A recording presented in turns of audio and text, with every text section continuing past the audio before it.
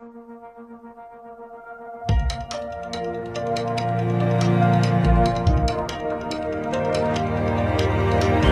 Everyone, welcome to the learning loop online educational platform. Student, आज के session में हम फिर एक नई टेक्निक के बारे में बात करने वाले हैं, ठीक है ना। तो अगर आप आज की क्लास देख रहे हैं या फर्स्ट टाइम देख रहे हैं, ठीक है, तो मैं आपको ये कहना चाहूँगा कि हमने इसके पहले लगभग अपने 8 से 9 सेशंस कंप्लीट कर लिए हैं या क्लासेस कंप्लीट कर लिए हैं, जिसमें मैंने आपको जो स्टार्टिंग वाली क्लास में इंट्रोडक्शन दिया था और जो सारी 10 टेक्निक या 10 टॉपिक्स के बारे में बात आपसे करी थी, तो हमने उन टॉपिक्स को कवर किया है। और आगे हम कुछ सेशंस और करने वाले हैं या कुछ क्लासेस और लेने वाले हैं, जिनमें हम आंसर राइटिंग और कुछ टॉपिक्स के ऊपर और बात करेंगे, है ना। तो आप सबसे पहले वो वीडियोस देखें स्टार्टिंग से सारी, ठीक है, तो आपको सारी चीजें ठीक तरीके से समझ में आ रही होंगी, है ना। तो आज का हमारा जो टॉपिक है ना, वो दिमाग या ब्रेन से जुड़ा हुआ टॉपिक है और आपके एग्जाम के लिए भी काफी इंपॉर्टेंट टॉपिक है ना। तो आज का हमारा जो टॉपिक है उसका नाम है ब्रेन जिम, ठीक है। अब जिम वर्ड जो है वो आपने बहुत सुना होगा, या जिम के बारे में, है ना, आपने कई बार सुना होगा कि जिम का मतलब होता है कि अपने शरीर को, है ना, शक्तिशाली बनाना, है ना, या अच्छा बनाना या पावरफुल बनाना, है ना, या ठीक बनाना, है ना, या मजबूत बनाना। हम अलग अलग चीजें कह सकते हैं, है ना। जिम में हम अपने शरीर को क्या करते हैं, सुंदर, आकर्षक, है ना, और मजबूत बनाते हैं, ठीक है ना। तो जिम वर्ड का मतलब हमें पता है, ठीक है ना। अब हम यहाँ बात करने वाले हैं ब्रेन जिम की, है ना, कि जो ब्रेन जिम टेक्निक है ये क्या है ना। तो नाम से स्पष्ट हो रहा है कि कहीं ना कहीं हम अपने ब्रेन को मजबूत बना रहे होंगे, है ना, या उसको शार्प बना रहे होंगे। इससे संबंधित ये टॉपिक होगा, है ना। तो सबसे पहले हम समझ लेते हैं कि ब्रेन जिम जो है वो कुछ आसान शारीरिक और मानसिक एक्सरसाइज का एक समूह है या एक ग्रुप है, जो दिमाग को या ब्रेन को और शरीर मतलब बॉडी के बीच क्या करता है, बेहतर तालमेल बनाता है। तो इससे होता क्या है, तो इससे सीखने की क्षमता, एकाग्रता, याददाश्त और आत्मविश्वास क्या होता है, बढ़ता है, ठीक। अब हम बात करते हैं, है ना। तो ब्रेन जिम एक ऐसी सरल गतिविधियां हैं, है ना, या टेक्निक हैं, ठीक है, जो क्या करती हैं, दिमाग के दोनों हिस्से, मैंने आपको बताया था, है ना, कि जो ह्यूमन ब्रेन होता है या हमारा जो दिमाग होता है उसमें दो हिस्से होते हैं। एक हिस्से को हम बोलते हैं लेफ्ट ब्रेन और दूसरे हिस्से को हम क्या बोलते हैं, राइट ब्रेन। अब मैंने बताया था कि लेफ्ट हिस्सा जो होता है या लेफ्ट साइड का जो ब्रेन होता है, इसकी कुछ अलग विशेषताएं होती हैं, और राइट साइड का जो ब्रेन होता है इसकी कुछ अलग क्षमताएं या विशेषताएं होती हैं। तो जब इन दोनों के बीच तालमेल अच्छा होता है या कोऑर्डिनेशन अच्छा होता है, तभी हम अपने 100% ब्रेन का क्या कर पाते हैं, यूज कर पाते हैं, या उसको शार्प कर पाते हैं, या उसको ठीक तरीके से हम क्या कर सकते हैं, यूज कर सकते हैं। तो इससे होता क्या है कि दिमाग के दोनों हिस्से, है ना, लेफ्ट ब्रेन और राइट ब्रेन को हम क्या करते हैं, सक्रिय करते हैं या एक्टिव करते हैं, है ना। आगे हम बात करते हैं, तो इससे होता क्या है, तो सीखने की गति या लर्निंग स्पीड क्या होती है, आपकी बढ़ती है, ठीक है।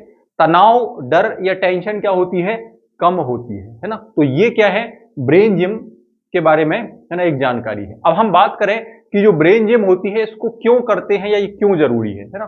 या हम एग्जाम की बात करें कि हम एग्जाम सेशन में इसको क्यों पढ़ रहे हैं, है ना, तो इससे हमारे क्या फायदे हैं या हमें क्या प्रॉफिट मिल सकते हैं, है ना। तो ब्रेन जिम करने से सबसे पहली बात आती है कि पढ़ाई में हमारा ध्यान, है ना, बढ़ता है या हम कॉन्सेंट्रेट कर पाते हैं, ठीक है। हमारी याददाश्त तेज होती है ना। लिखने या पढ़ने की क्षमता में क्या होता है, सुधार होता है ना। हम तनाव या घबराहट कम महसूस करते हैं, है ना, या इससे दूर रहते हैं, है ना। एकाग्रता या कंसंट्रेशन बढ़ता है, ठीक है ना। तो ये सारे क्या है, इसके फायदे हैं, और इन फायदों से हमें एग्जाम में क्या होगा, कहीं ना कहीं बेनिफिट मिल रहा होगा या फायदा मिल रहा होगा, ठीक है। अब हम बात कर लेते हैं आगे कि जो ब्रेन जिम है इसकी मुख्य एक्सरसाइज क्या होती है, इसके अंदर हमें करना क्या होता है ना, ये कौन कौन सी चीजें करनी होती है ना। तो सबसे पहला पॉइंट इसमें आता है जिसको हम बोलते हैं क्रॉस क्रॉल, है ना।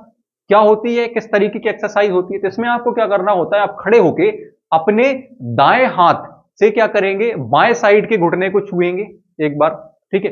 फिर इसका उल्टा करेंगे, बाएं हाथ से क्या करेंगे, दाएं घुटने को छुएंगे। मतलब हमें क्या करना है, एक दूसरे का अपोजिट करना। अगर हाथ हमारा बायां है तो घुटना कौन सा होगा, दायां होगा, ठीक है। और हाथ अगर दायां है तो घुटना कौन सा होगा, बायां होगा, ठीक है। ये एक एक्सरसाइज होती है। इससे क्या होता है, आपका जो लेफ्ट ब्रेन और राइट ब्रेन है ये अच्छे से कोऑर्डिनेट कर पाता है या अच्छे तरीके से एक्टिव हो पाता है। क्योंकि अगर आपका एक साइड का जो लेफ्ट ब्रेन है ये अच्छे से काम कर रहा होगा, अच्छे से एक्टिव होगा, और दूसरे साइड का कोऑर्डिनेशन इसके साथ ठीक नहीं होगा, तो हम 100% अपना नहीं दे पा रहे होंगे, सारी चीजें हम बहुत बेहतर तरीके से नहीं कर पा रहे होंगे।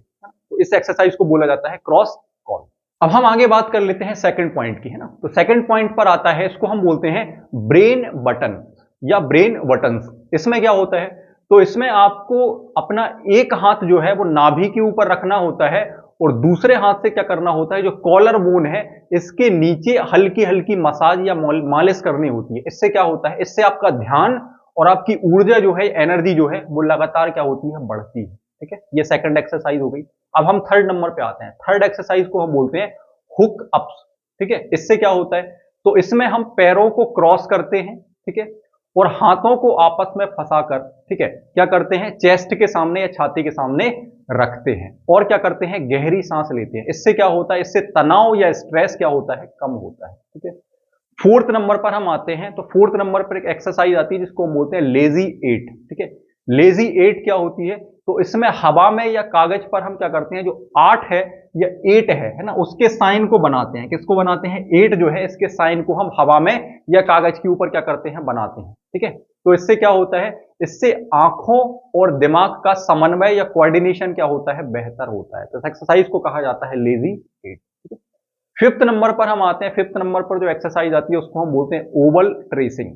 ओवल ट्रेसिंग में क्या होता है, तो दोनों हाथों को एक साथ हम क्या करते हैं, इनसे आकृतियां बनाते हैं। दोनों हाथों से क्या करते हैं, एक साथ हम आकृतियां बनाते हैं। इससे क्या होता है, आपकी रचनात्मकता और फोकस आपका बढ़ता है, या आपके ब्रेन में क्रिएटिविटी और फोकस क्या होता है, बढ़ता है। ठीक है, अब बात आती है कि जो ब्रेन जिम है इसको कब करना है और कैसे करना है। ठीक है, क्या दिन भर करना है या 5 मिनट करना है ना, तो कहानी वही है कि आपको 5 मिनट, 2 से 5 मिनट इसकी प्रैक्टिस करनी है, सुबह या शाम को। ठीक है, तो सुबह हम क्या कर सकते हैं, पढ़ाई से पहले इन एक्सरसाइज, पांचों एक्सरसाइज को 1-1 मिनट भी कर रहे होंगे तो सफिशियंट होगा। ठीक है, या 2-2 मिनट भी कर रहे होंगे तो 10 मिनट होगा। ठीक है, परीक्षा या इंटरव्यू में जाने से पहले हम इसको कर सकते हैं।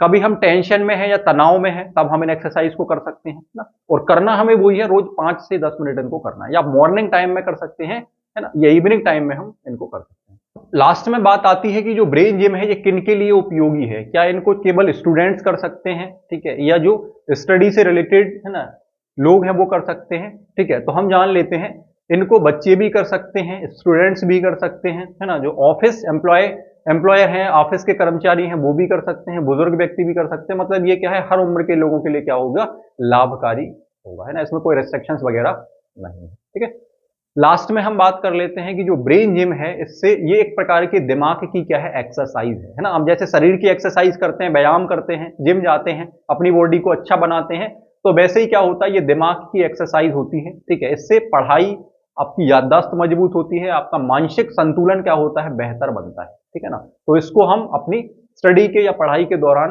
यूज कर रहे होंगे या इसको कर रहे होंगे तो इस समय काफी अच्छे बेनिफिट मिल रहे होंगे।